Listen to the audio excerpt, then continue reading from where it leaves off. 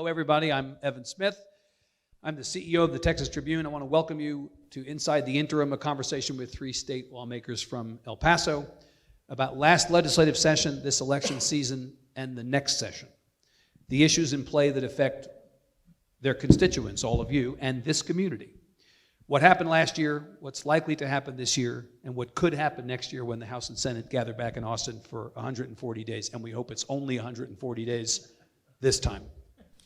Thanks to everybody for joining us in person, and we have many people watching online. To everybody online, hi, and thanks for logging on. Words I have said many times, it is great to be in El Paso. This is my favorite Texas city that is not Austin, and candidly, some days it's my favorite city in Texas, period.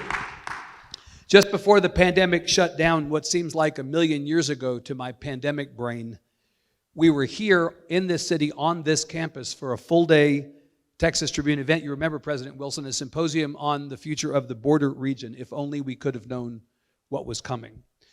28 months later, got to tell you, it's so good to be back on the road, and especially to be back in El Paso, not by accident. We've always believed in the importance of conversations, in convening folks like you for a discussion like this one, perfectly aligned with the Tribune's now 13-year-old public service mission, which is to raise the level of civic engagement and to civilize these kinds of conversations in the state of Texas.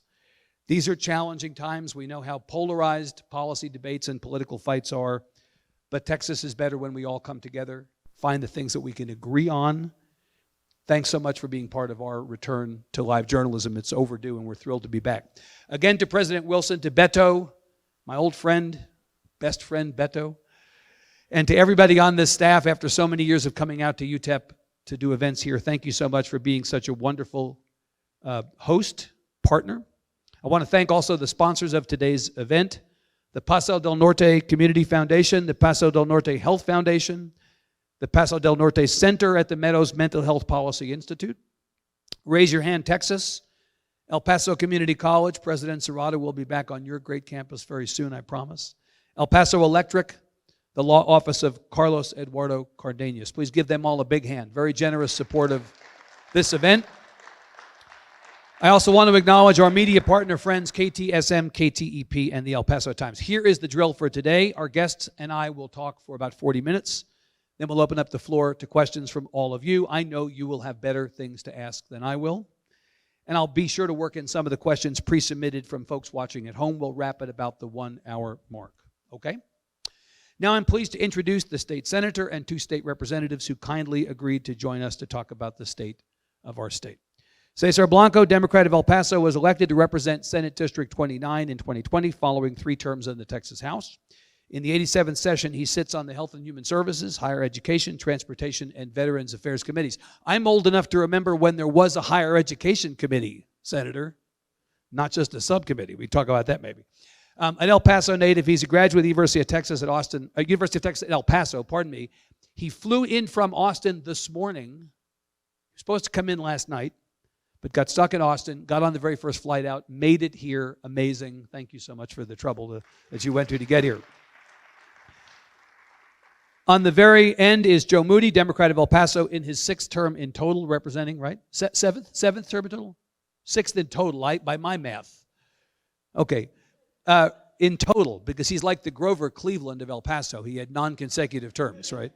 Representing House District 78. This session, he is vice chair of the Calendars Committee, sits on the Judiciary, Criminal Jurisprudence, and Redistricting Committees. He is a native of El Paso. He has an undergraduate degree from New Mexico State University, law degree from Texas Tech. Finally, Claudia Ordaz Perez in the middle, Democrat of El Paso, elected in 2020 to represent House District 76. Funny story that we won't get into, different district next time. In the 87th session, she sits on Business and Industry, International Relations and Economic Development, and Resolutions Calendars Committees. She, too, is an El Paso native and a graduate of the University of Texas at El Paso. Lawmakers, welcome. Give them a big hand, please. Thank them for being here. So the thing, as I was saying to Representative Ordaz Perez before he got started today, the thing about the news in Texas these days is that it's like a fire hose turned up to the highest setting at all times. You think there's a story that's the story, and then 5 minutes later, there's another story that pushes that story off the front page, and then another story pushes that story off the front page. I'm going to try to focus on the two big things that we've been talking about, at least until last night, this horrific situation in San Antonio. Abortion or guns, abortion or guns, abortion or guns. Which to ask about first?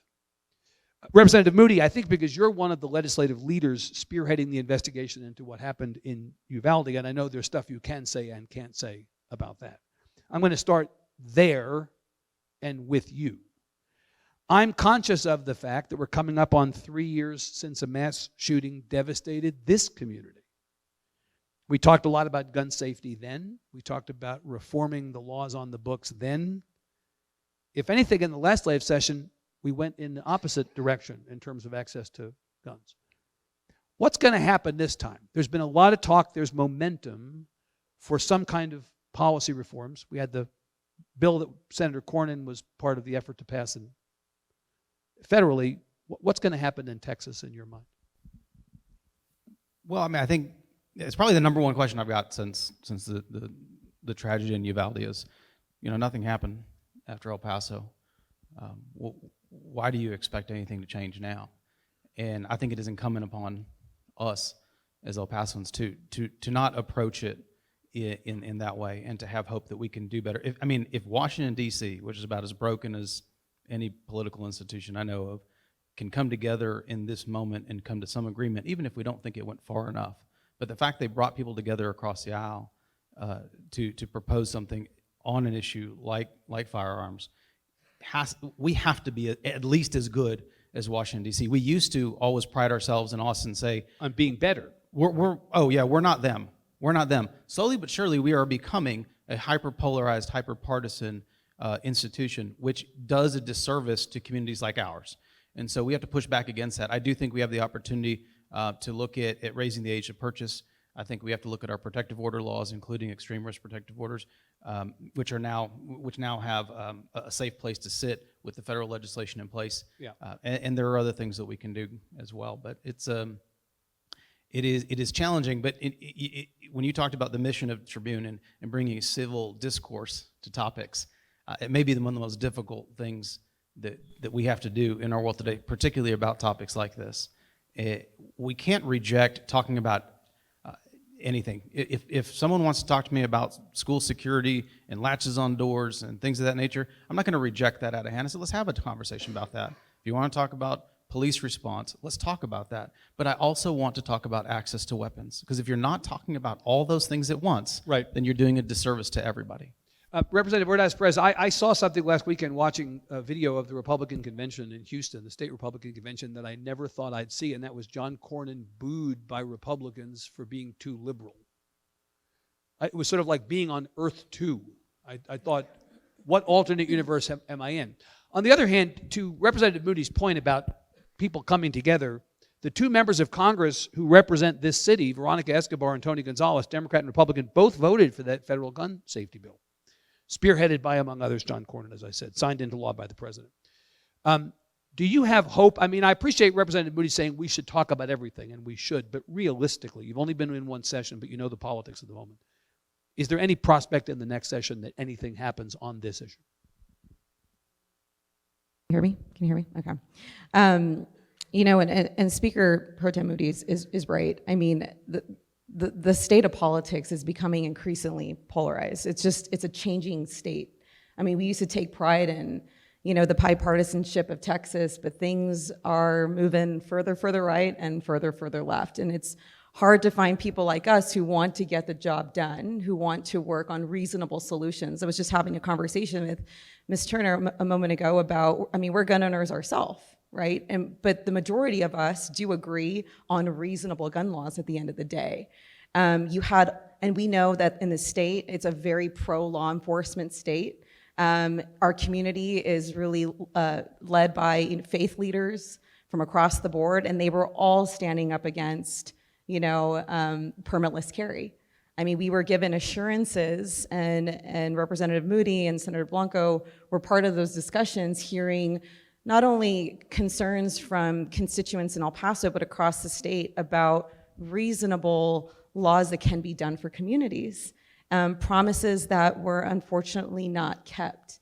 And so it's difficult. I mean, we have the right people. We have Representative Moody, who sits at the table, who has a lot of influence in the state. So we're hopeful, no pressure, to get something done for our communities, because the time is now to act. Senator Blanco, part of this is going to be driven by the conversation coming out of Washington, often happens, and we had this bill that passed, a bunch of provisions in it. I read in the Texas Tribune that even the red flag law component, which seems particularly relevant in this case, based on everything we think we know about the shooter, that the state of Texas might decline to access that as an option, one of the many options put on the table through the federal bill. I mean, it may be the case that we in Texas don't pass laws. We may actually reject opportunities to access parts of the federal law. What do you make of this? What's the prospect here? I would encourage those that are making public statements that are against that is to sit down with the families of the children of Uvalde. Sit down with the families of the folks in Santa Fe, El Paso. It's unfortunate. I mean, we have to do something. Yeah. And the things that we're doing, things that are being discussed on these committees are that, some things. Right. But we've done a lot of discussion about mental health, and we've made those investments. We've made investments in school hardening. We've made investments in police training. The only thing that we have not done is the access to these weapons that are manufactured to kill people. And it says something about our society that elected officials will do the bare minimum when 19 children are massacred in a school. What does that say about our society? What does that say about our current elected officials that do nothing or the very bare minimum? It's disgusting, and we've got to do something about it. Now, it's going to require bipartisanship. It's going to require telling the gun lobby no. It's going to require us to do the difficult things. I was fortunate to work with my colleagues across the aisle on the Lion Tri bill. It was a gun bill that we passed in the aftermath of the El Paso shooting. It was one bill. There's a Texas Safety Action Report that we worked with the governor, and we had roundtables here on campus. There are solutions available that can be implemented today with a special session. We don't have to study and study and study this issue. There are solutions in a report that the legislature has failed to take action on. Yeah. Realistically, Representative Moody, there's not going to be a special session on this issue, is there? We've been asking for a special session Right. since the tragedy here in El Paso, and it hasn't been answered. We've had special sessions on other far less important topics, but not this one. Right. You worked on mental health as the vice chair of a special committee appointed by Speaker Strauss several sessions ago. The state had been, I think it was everybody's understanding, behind in investing in mental health, making changes to policy, allocating budget dollars to this important issue. We're back to talking about this issue again as an outgrowth of what happened a month ago in Uvalde. And where the legislature has said we need to do something after Uvalde, it has largely been in this area. In fact, I just read on an email I got right before we started today that the Speaker, the Lieutenant Governor, and the Governor announced something like $100 million in additional investment in mental health resources as a consequence of this. Is that where this is going? Is that the likeliest place that we take this conversation next? Look, I think as we have this conversation, we need to be very direct with our words, right? An individual who has mental health issues is more likely to be a victim of violent crime than a perpetrator of violent crime. So that needs to sit on top of every conversation we've had. We have worked very hard, and I see people in this room that have spent their careers doing this to end the stigma around mental health and mental illness, because we want people to understand that there are resources and that we're continuing to develop them. Right. So let's draw those down. So we do not want to return the stigma to these and push people back under, because then with those lack of resources, then you have more bad outcomes. So we need to be cautious in this conversation. Does it need to be a part of this conversation? Absolutely. But I'll tell you, when we got together, Speaker Strauss did in 2 successive sessions, select committees on mental health and then on substance use disorder, right? It kind of one dovetailed into the other. And when we came into session with a packet of bills aimed at addressing our dilapidated mental health system in Texas, the one area, I won't say the one area, but the area that resisted the most, that we faced the most resistance, was in our schools. Was putting programs in our schools. Now, we ultimately got that bill passed in 2019, but that's where we faced the most resistance. So it is interesting to me now that people are running to that solution. It's been on the table for quite some time. So I welcome it. Like I said, we shouldn't be afraid to talk about any of this. It's okay. It's right. we can walk and chew gum at the same time. We have to cover all these bases. But to Senator Blanco's point, why aren't we talking about access to firearms? Because that's really a key component that has been left off the table in all of these discussions. And I'll say, you've asked the question multiple times, are we going to get something out of next session? These 3 folks here and many others are dedicated to bringing reform in the area of access, gun safety. Yep. And I promise we will bring something back. Representative Ordaz, Perez, let me shift the conversation to the decision last week by the Supreme Court. No surprise, because we had a leak on this to overturn Roe versus Wade. We have differing opinions as to whether the pre-Roe ban on abortion in Texas, which was never repealed by the state, automatically goes back into effect at the moment that they overturn Roe versus Wade, and so abortion is illegal, in Texas today, or whether if you read the intent of what you all passed in the trigger bill, there's a period of something like 30 days before it becomes illegal. There's disagreement about that. We all know what the last scene in this is, right? Obviously, the overturning of Roe had nothing to do with the work of the legislature. This was a Mississippi case, not a Texas case. But your colleagues did make a 6-week ban and a trigger law part of their punch list of items, which they passed last session. And those of you who were opposed to that legislation were powerless to do anything. The numbers were not there. From what I can tell, you're not going to have the numbers next session to do anything either. I read again in a Tribune yesterday that Congressman O'Rourke, running for governor as a Democrat, said, if I'm elected governor, I'm going to overturn the ban or I'll repeal the ban on abortion. And I thought to myself, you can't. It takes the legislature, and I know what the math in the legislature is going to be, and I don't see how this is any different next time. So what do you do about that? This is an issue that affects a lot of people. The polling on it may not go where the laws have gone or the court has gone. What do you do about that? It's a very difficult subject. I mean, especially in the case of there's no exception for rape or incest, right? Is just something that is incredibly troubling for women. And I truly believe there is a war on women when it comes to that particular issue. Because when we talk about life after the fact, I mean, we haven't expanded Medicaid access. There aren't parental leave policies in this state to protect that child. This is going to have a serious and dire impact on low-income women.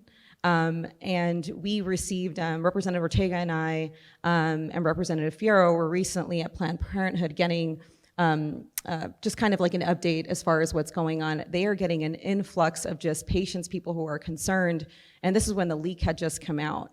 I mean, so the closest for us, is New Mexico. But I mean, if you're in Austin, Dallas, I mean, that's a 9-hour drive. For affluent women, that may not be so hard to access that type of care, but for low-income women, that is going to be a serious concern. And this is going to have ramifications in education, in workforce, for years to come, for generations to come. Right, but realistically, Representative Ordaz, Perez, again, back to what you can do or could not do.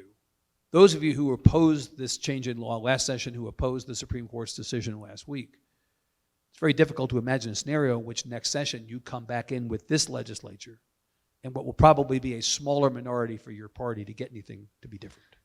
Just kind of like what Representative Moody and Senator Blanco said a moment ago, it's doing something, right? So we know that the speaker had just announced that postpartum, expanding that to a much longer time for women, access to health care, increasing those benefits. Right. I mean, there has to be at least something to help working women, to help these families through this. in lieu of, Right. exactly. Senator Blanco, go ahead and say a word, and then I want to ask you about this community and this issue. Sure, absolutely.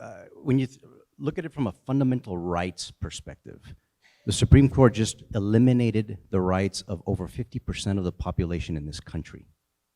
This is the law. This was the law of the land before I was born, and that is gone. So elections matter, and it's important that all of these protests and all these folks are gathering all over the state capitals around the country.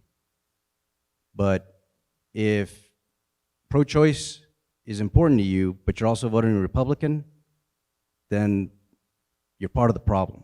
Right, but to your colleagues in the Senate, a majority of whom disagree with you on this issue, who believe this is a matter of faith and a matter of morality for them, what do you say back to them? They believe they've pressed their case, they had the numbers in the legislature to pass this. I would say if the sanctity of life is so important, why isn't doing something about guns and kids getting killed in schools important just as well? Senator Blanco, you represent a community that, by my estimation, is pretty heavily Catholic. This is a community of great faith, and we know that in a lot of communities like this one, this is not an issue on which everybody agrees. There are probably a lot of Catholic constituents who maybe vote Democratic but also feel very conflicted on this issue or disagree, if you just base that on people in communities around the state. What are you hearing from your constituents, people of great faith? Are they unhappy, as you are, with this change? Are you hearing the opposite? And what your constituents think about this, how does that drive your own behavior as an elected official? And should it drive it? So I'm Catholic, and you know I hear from Catholics about their position on life, but this is a fundamental right. It was a fundamental right, and this is something that has been worked on for decades. And my faith doesn't necessarily drive what we do at the Capitol. I'm a fundamental believer in separation of church and state. So I truly believe that if you have an issue with abortion, Yep. there are so many instances, incest, as Representative Ordaz Perez indicated, rape. What if you're a mother of 2 children that is pregnant and the pregnancy is not viable and your life is in danger? Shouldn't that mother have make that decision with her physician, instead of a bunch of suits at the Capitol making that decision for that mother? There's something fundamentally wrong with that. So I think that there needs to be a strict separation of church and state. Representative Moody, on the broader subject of this community and politics and policy, we've heard a lot for the last 2 years at least about the Hispanic community being more open, Hispanic voters being more open to Republican candidates. We just saw last week in Congressman Filemon Vela's district, a Republican win that congressional district for the first time in 100 years. The Republican Party nationally is targeting Vicente Gonzalez, who's running in the fall against the woman Mayra Flores, who won that seat. They're going after another Valley district. They think they may actually be able to beat Henry Cuellar in Laredo. They're making a real effort, inroads. What do you think is going on here? You've lived in this community. You've been around voters, very much like the voters being targeted in the Valley. Why? What's going on? Is this legitimate concern for Democrats? Did you do something wrong, and is that going to next come to El Paso? Well, I don't think anybody up here is going to let that come to El Paso. Well, but I suspect that your counterparts in the Valley would have said the exact same thing 2 or 4 years ago. How'd that work out for them? I don't know. I can't speak for them. But look, the deal is you cannot take people for granted. And I do believe that, if you have, no offense to your favorite city at times, Austin, if you have a liberal streak of policy, people promoting political messaging and things like that that have no interconnectedness with communities of color, like, what do they expect to get out of it? I heard people coming down into areas around the border, like, well, you hate Trump, right? Because he wants the wall. You hate Trump, right? You hate him. He's like, well, yeah, I don't like the rhetoric against us and my community. It's like, but I also need a job. I need good schools. I need access to health. So we had people not talking to people about what mattered to them. And so why you see an erosion here is because we're failing to communicate with folks about the day-to-day life. People are just trying to live their lives. And we're talking to them about big broad issues that maybe don't impact them on a daily basis. They're just trying to get their kids to and from school to make sure that they're safe. Now they're worried about whether they're going to see them at the end of the day. Groceries and inflation, all So these the things. conventional wisdom that this is on you guys for not doing a good enough job of Look, if talking we're to your losing voters. if we're losing elections, then absolutely, then you have to place accountability on yourself. Yeah. If that is what you're supposed to do as a party, right? You're supposed to produce election results. And so I would push back gently on the special election result as any kind of referendum, because that is a very small fragment. Special at votes. elections are weird, but at the end of the day, a W on the board is a W on the board. Yeah, but we've seen a number of times where that W turns to an L in November when you have a true election, and I anticipate that to How happen. confident are you about November in view of what just happened? Depends on the districts. Yeah.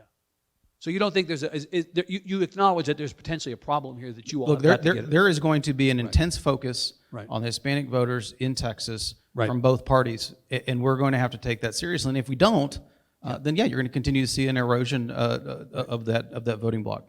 Senator Blanco, some more mundane topics, relatively speaking, public education and public health.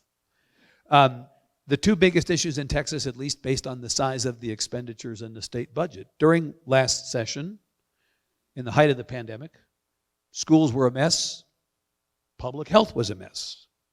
Racial disparities that existed before the pandemic were heightened during the pandemic in each area, also in higher ed achievement and so many other things.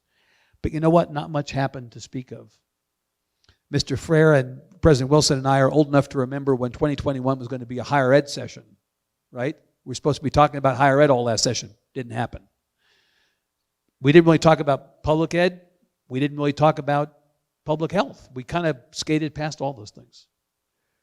What happens now? I mean, we have a hole to dig out of, do we not? Absolutely. I think we're starting to see schools receiving some of the federal funding. On public health right now, I just got back from a hearing yesterday, and we're identifying the use of data and how the state is processing data, and the pandemic is a good way to do it.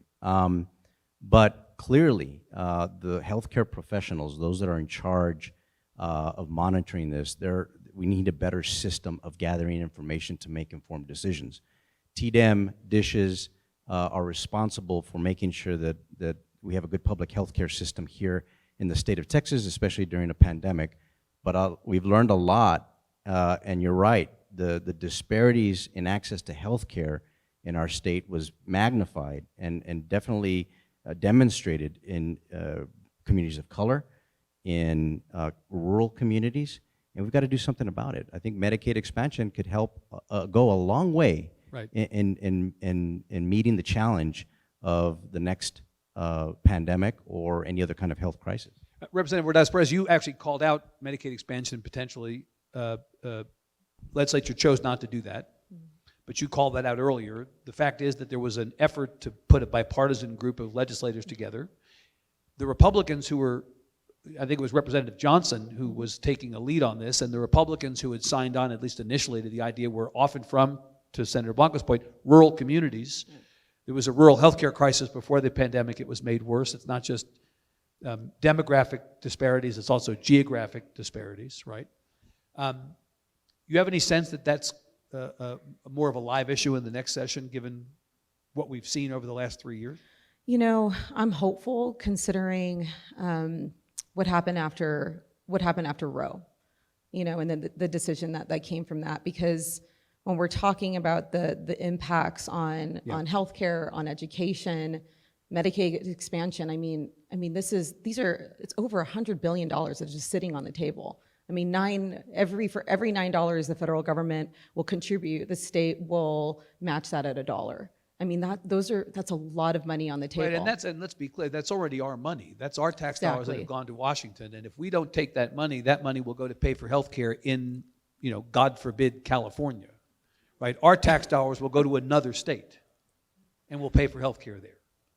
So we either take it back or we let somebody else take it. Absolutely. Right. And so, it's just that the timing is perfect. I mean, 1 out of 5 Texans are uninsured here in the state of Texas. We have the highest and a higher uninsured percentage rates, in this county, right? especially in El Paso. Right. And so this is just another common sense solution, but when you say common sense in the state of Texas, it doesn't mean a whole lot. I've learned that in my freshman year. But this is a common sense solution. That word does not exist. And then especially now with everything that happened with the pandemic, I mean, teachers, faculty, I mean, from higher ed institutions to everything for pre-K to moving on. I mean, we're trying to just get back to pre-pandemic levels at this point. And so I'm hopeful that pub ed, is that we're going to adequately fund education, focus on those initiatives, healthcare, Medicaid expansion, to focus on these issues that are going to have a real impact on many Texans. Representative Moody, this is a really important point. We actually have an event in a couple of days in Odessa where we're going to talk about with the president of UT Permian Basin, the president of Odessa College, and the superintendent of the school district, what we're referring to as the great student resignation. Over these last 3 years, we've seen higher ed enrollments decline overall. Community college enrollment has declined more significantly by double digits, if you believe the data that's come out, rather than the 4 years. But it's a huge problem. There's a version of this on public ed where we saw public ed enrollments across the state decline, mostly at the much younger ages, but still. This is a transformational event for education. We've got to get people back to where they were before. We've lost several years where we hope to actually advance the ball. Instead, now, flat is the new up, right? What do we do about that? What will you all do about that next session? Well, I mean, I think you have to double down on your investments into education, right? We are doing a lot to push people out of the profession of teaching by politicizing the job that they do, and I think we need to take that out. Again, I think Representative Ordaz said it best. Things that seem very common sense. Let teachers. I wouldn't think that would be a controversial thing to say, but we expect teachers to be mental health care professionals. We expect them to be police officers. We expect them to be counselors. We expect them to all be all these things. And so in COVID, we expected them to be health professionals. You have to start investing in proper placement of those jobs. And so if we're not doing that right and we don't put people in their proper place, we will not have a system that works. And that goes to, if you don't have that system working in the public ed system, it's not going to matriculate up through higher ed. Isn't there, though, this interesting conflict between what we say we want and then what we say we intend to do? Senator Blanco, we want to support public education. We believe in public education, but what's going to be one of the big agenda items in the next legislative session, according to people in both the House and the Senate? School choice going to come back. We say we support higher ed, but I've heard the Lieutenant Governor talk about getting rid of tenure, which is going to make it hard for universities to attract the best faculty. So am I missing something? I mean, I hear our words are going in one direction, but what we're saying our actions are going to seem to be going in the other direction. Maybe I'm missing something. I think as a state, we need to keep our eye on the ball. And when companies look at a state, they want to look at their workforce and how educated and how skilled they are. And the presentation that President Wilson just provided is something that these companies look at. So we can't shoot ourselves in the foot and go after tenure and things like that and attract quality faculty to the state and shoot ourselves in the foot. So we've got to be very careful with that. We've got to continue to make those investments in higher ed, R1 institutions, making sure that they have the resources and the ability to attract quality faculty, produce wonderful students. UTEP, for example, is producing the largest amount of Hispanic engineers, and it does a phenomenal job. So we've got to keep our eye on the ball. We've got to focus on our economy. And to do that, you have to have a strong public school education and a great higher education institutions, and the state has an important role in meeting that demand. Yes or no, is the grid going to stay up this summer? Yes, sir. Will the grid stay up this summer? Are we going to have any grid issues this summer? Yes or no? It will in El Paso. Well, all right.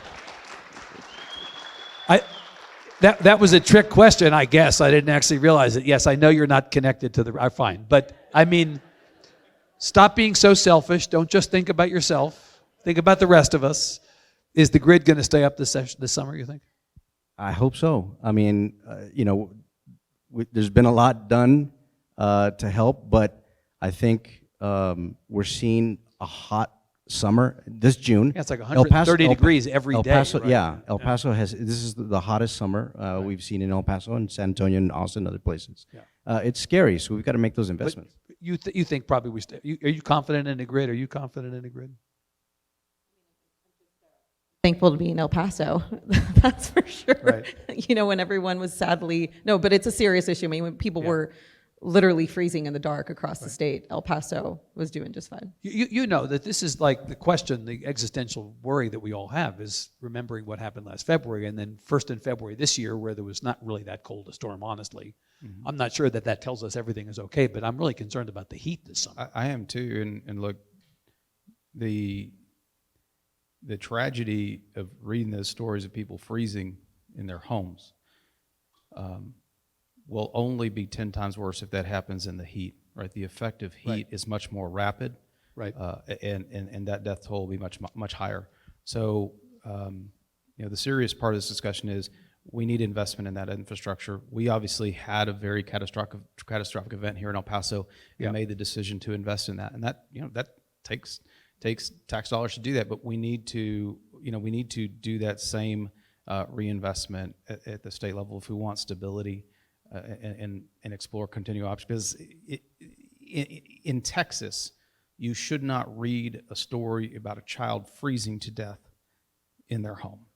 You should not ever have to read that, and it is a tragedy it's even something that's a reality for somebody. Yeah. Before we go to questions from the audience, which we will in a moment, I want to just ask you all. The assumption is that in a midterm election in the president's first term, the president's party gets completely stomped. 2010, when President Obama was in office, first midterm, Democrats lost 63 seats in the U.S. House, lost 23 seats in the Texas House. Then 2 Democrats, for good measure, switched parties after the election. Republicans had more than 100 seats for the first time and the last time, right? In the Trump midterm in 2018, Democrats won 12 seats in the Texas House, 2 in the Texas Senate, won 40 seats in the U.S. House. So here we have a first midterm of a Democratic president.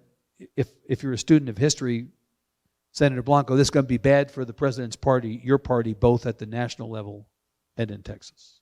Conventional wisdom would say that. However, there's a lot of things that are in play here. Roe v. Wade, right? That may mobilize women and men to get out there and vote. We have a gun epidemic in our country. It's the #1 killer for children in the United States. We've got obviously January 6th hearings are happening in Washington D.C. So our democracy is folks are starting to realize how fragile our democracy is. So folks can get out there and vote on these issues. So I want to see how this impacts. Obviously, the economy is another thing. Right. Economies bounce back. Human rights, women's rights, that's taken away. And it takes a long time. Look at the Civil Rights Bill. Look at the poll tax. Right. All of these things are generational things. So that could be the item on the ballot this midterm. Representative Ordaz Perez, I'm interested in your opinion on this. You know, the things that Senator Blanco said are true, and no election is over until it's over, so we're only going to know when we know. But that question of inflation, and that which is, an issue for a lot of people, and the price of gas and everything else, those things potentially could blunt any impact that some of the stuff he's talking about. Well, I mean, if you look though at the state, I mean, we have done, unfortunately, a good job at politicizing a lot of just social issues instead of focusing on the business of the state. And this is where the freshman in me comes in, where I'm incredibly naive, just thinking, okay, next session, especially with inflation, grocery prices, gas prices, we're gonna focus on the business of the state, right? Focus on job opportunities. And I've had this conversation with both of them. And it's like, no, we're gonna continue to politicize all these social issues that don't have an impact on people's everyday lives. They want to turn on the lights, ensure that, the lights are going to be on. They want to go to the grocery store and pay a reasonable price for eggs. I mean, so when you look at the state, I would not feel comfortable with the way that the state of politics is. I would want to change. And then now we have, with the decision with Roe, I mean, this is a serious attack on women. And when you look at the makeup, no offense, gentlemen, but when you look at the makeup of the House, I mean, you have 150 members. The voting population here in El Paso, women make up 58% of that. Across the state, it's 51%, but yet we only make up 38. Right. The legislature, we can agree, is older, whiter, and maler. But than that the is state. but that should be a concern for many people, and I think, especially for women coming out. I mean, I hope it's going to continue to drive women to speak up, to vote, to encourage more of their families to come out and vote. You're the grizzled veteran of these three, right? I went through that 2010 election. I mean, the grizzled part, I mean, who would disagree with the grizzled part at this point? Your pandemic beard is still there after 3 years. Realistically, can you look at me and them with a straight face and say that you think that the Democrats are not going to lose seats in the Texas House and the Texas Senate? Lengthy beards historically were signs of wisdom, but we'll go past that. We'll do a whole beard event. No, at look, some I'll point tell when we look, come out look, here. I'll always tell it like it is. We're probably going to see I'm going to talk about House politics. It's where I live. I don't try to go over to the Senate. It's a very dangerous place. So we're going to maybe drop a couple seats. Look at what we did. I mean, and it's all due to redistricting and how map drawing. I mean, I talked about the hyperpolarization of politics in Texas. When I first ran in 2008, those many years ago, there were 30 plus seats that people considered competitive across the state of Texas. A true competition in November, R versus D. Right. Right, that was, and that's a 30. That's pretty low actually when you consider 150 seats in the House, right? So 30 of them were competitive. This is me speaking, not any other, but going into this election, 3. Yeah, I would say maybe 3? five or fewer. So yeah, count them on one hand.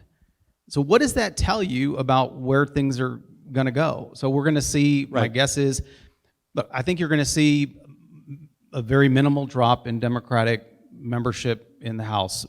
I don't think that'll cause a great grand shift in the House. You have a speaker that'll be returning for his second term, maybe creates a little bit more stability. And so we're going to have to, our job in that, we've worked in the minority our whole career. That's nothing new for us. And for us to get something done for our community, we have to understand how to exist and win in that environment. And so that's what we're going to have to do again. Yeah, and you'll see probably one Senate seat flip from Democrat to Republican. That was the point of redistricting. Yep. And then again, not much change. Same. Status quo. Okay. We have microphones in the aisles. We encourage you to come up and ask questions for the balance of our time. I'm going to start with a question that came in online. And in fact, it was a question that was replicated by a couple of different people who had questions, and that was they're expressing how upset they are about the widening of I-10.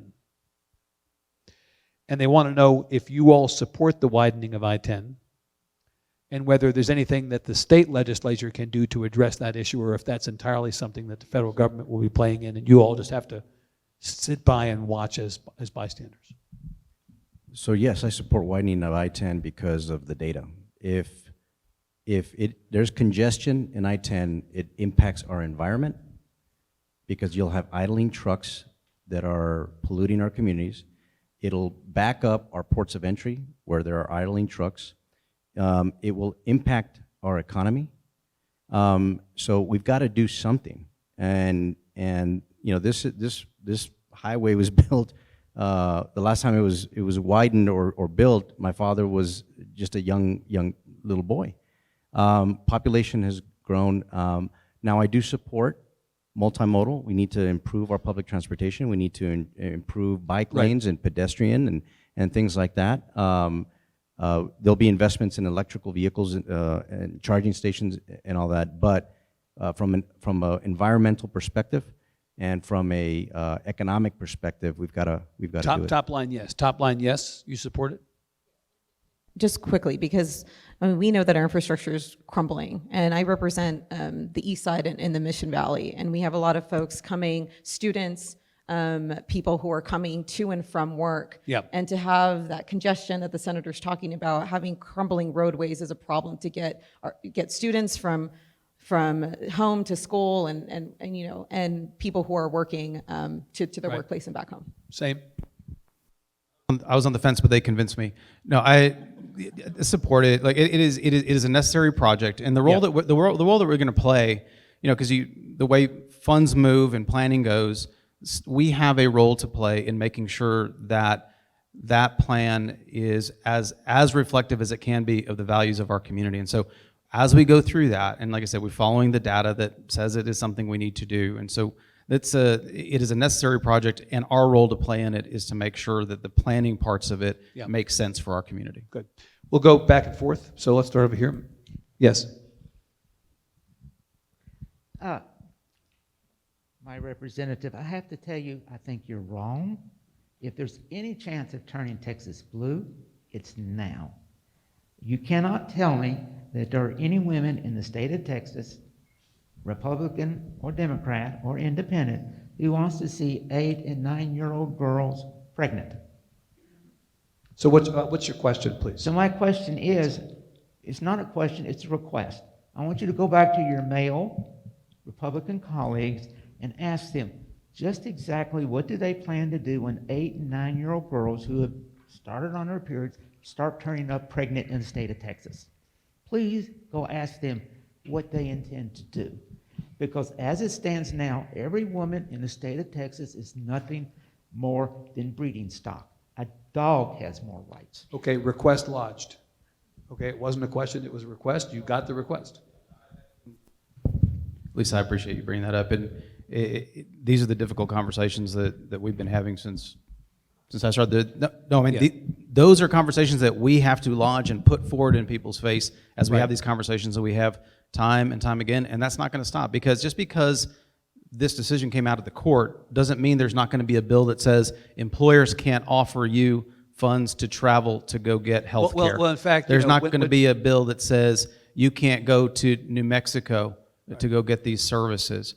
Though that is the next frontier of this challenge. People have actually said, when people tell you who they are, believe them, right, as the saying goes. People have said, your colleagues, Republican colleagues, have said specifically that they intend to put legislation in front of you to do just what you said. Well, and I think Donna Howard, our colleague from Austin, who chairs the Women's Health Caucus, said it best of anyone, and who's been in the trenches in this conversation longer than any of us, said this isn't the end. This is the beginning. It's the beginning. Sir.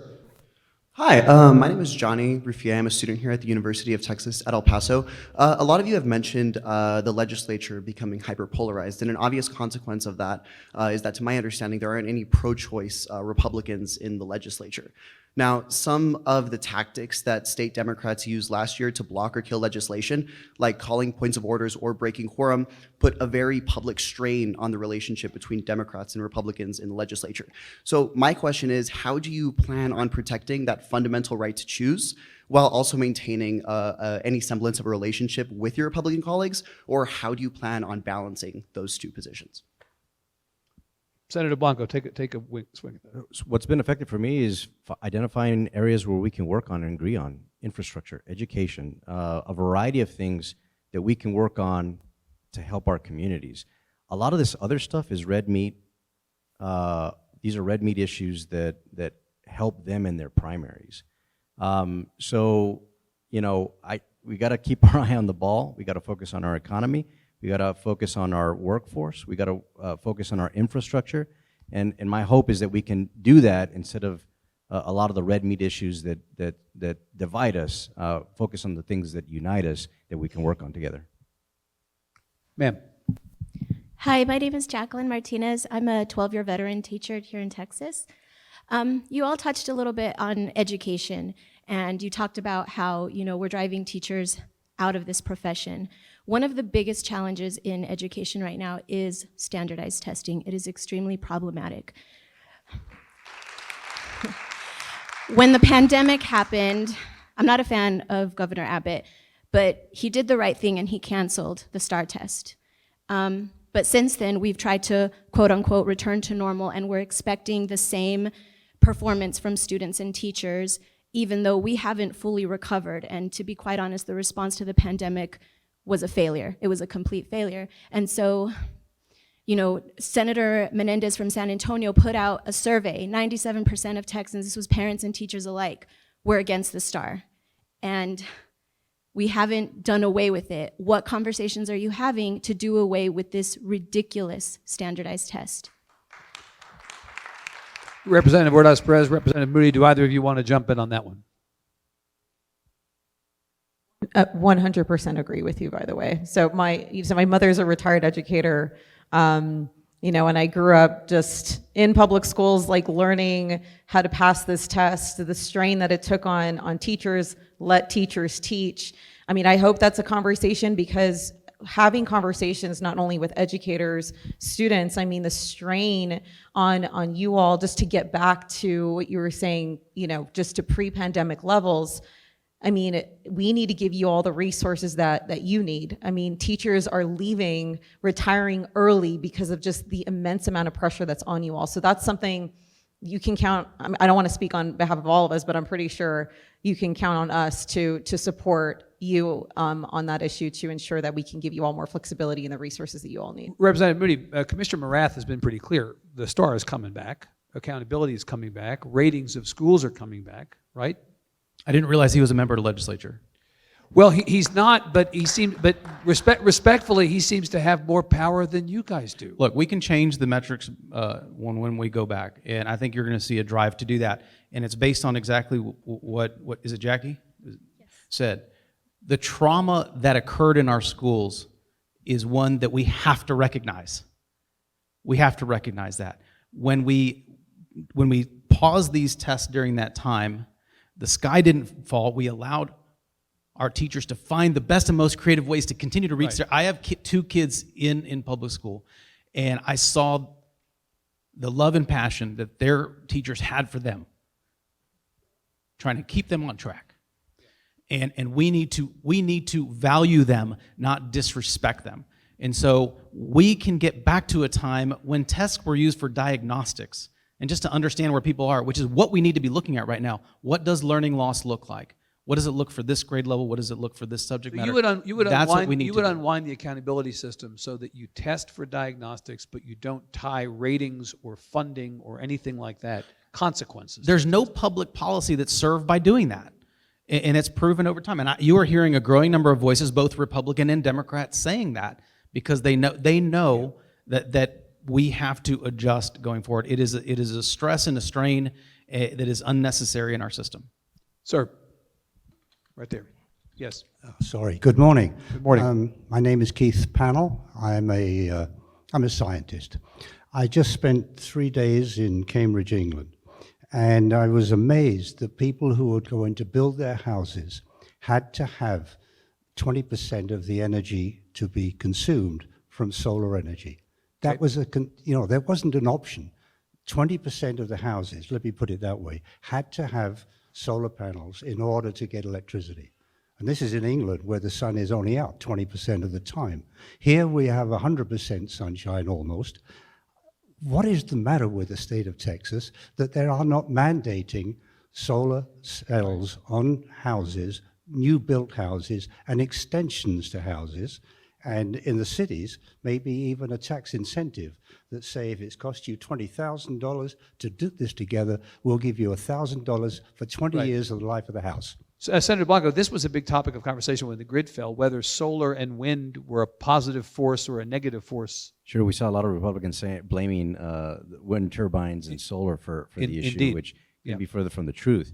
That's a great point. Look, number one, there's got to be an acknowledgement that there's a climate crisis in the legislature and by our elected leaders. That's step one, and that is not happening. Two, I agree, we've got to provide incentives. This is a Texas oil and gas state, so we should be providing, incentivizing communities to invest in renewable energies. Some utilities are already doing that. El Paso Electric is one that's doing that. We'd like them to move faster, clearly. But as a state as a whole, as an oil and gas state, we're not doing enough to mitigate this crisis that we're in. And I think it's our responsibility as the legislature to create those incentives, make those changes in some of those mandates. And it's an uphill battle, but know that many of us are taking up that fight. Ma'am. Good morning. My name is Debbie Torres. I have a question regarding an ongoing issue that affects both sides of the aisle, that affects us locally too, and that is the lack of voter turnout for elections. This has been an issue. I can give you most recent numbers. March 2022 primary election, only about 11% of the Right. people showed up. It plummeted for the runoff, and this is an issue that affects locally as well as statewide. So my question is, what do you all see as the need, what steps do we need to take to change this? Because this is, you know, lots of people don't even know what their district is, let alone who their city rep is, let Right. alone who their state rep is. So this is an ongoing problem that we need to look at. Rep. Moody, you know this has been a problem forever, right? For as long as I can remember, Texas voter turnout has been near the bottom of the 50 states. Got a little bit better in 2018, and then it went back down in 2020. And what the questioner is saying about this year, I mean, primaries and runoffs tend to be low voter turnout events. It's pretty bad. So what do you do? Look, I think one of the things we have to recognize is that result is by design.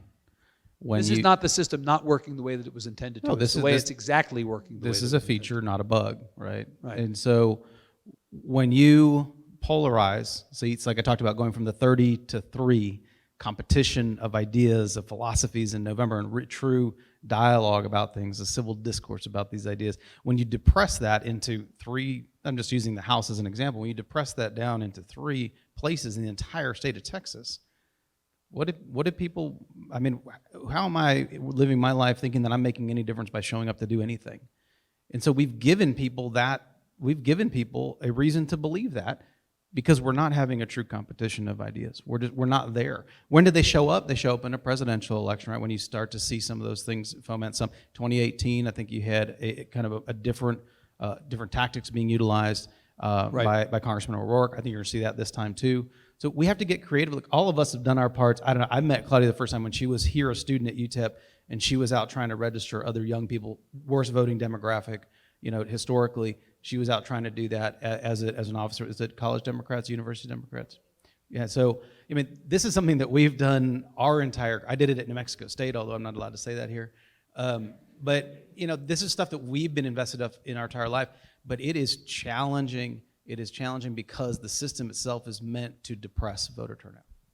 And just to piggyback off of that, I mean, he's absolutely right. The fact that things are not competitive to drive out more of that turnout is a serious problem. And then we're making it more difficult for people to cast that ballot. I mean, you had the voter ID law, and I didn't think it was going to get any worse than that. And then you saw the debacle with mail-in ballots, for example. People, especially through COVID, people were exercising their right to vote in a safe way, in a secure way.